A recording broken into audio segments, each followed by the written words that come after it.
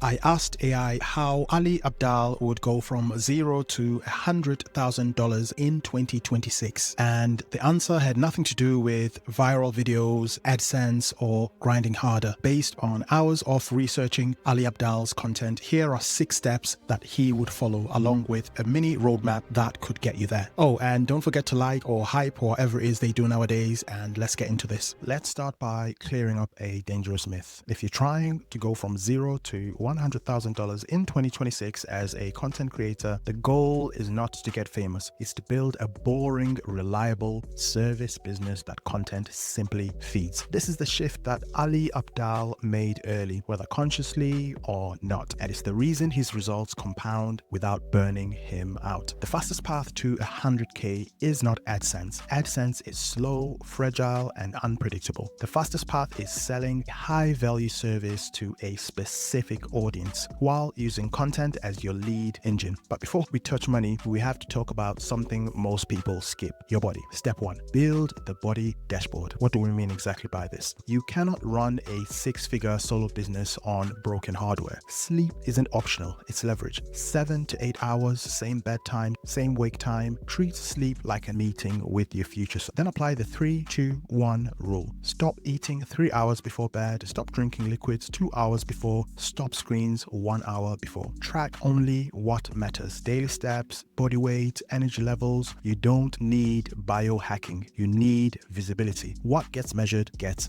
managed. And move during the workday: standing desk, walking calls, anything that breaks the sit and rot loop that kills long-term momentum. Number 2, business first, creator second. Most creators start with content and hope it turns into money. Flip that. Start with a service, then use content to attract clients. Here's the math that changes everything. Finding 50 people to pay you $2,000 is easier than 10,000 people paying $10 or millions of views for AdSense. This is why B2B is the mode. Businesses already spend money to save time or make money. You're not convincing them to value you, you're just positioning correctly. Step 3, define a high-ticket, done-for-you offer. You already have a monetizable skill: writing, editing, research, systems, tech, organization. Your job is to package it into an outcome. Not hourly, never hourly. Instead of "I do video editing," it becomes "I create 4 vertical videos per month that help real estate agents generate inbound leads. Charge for the result."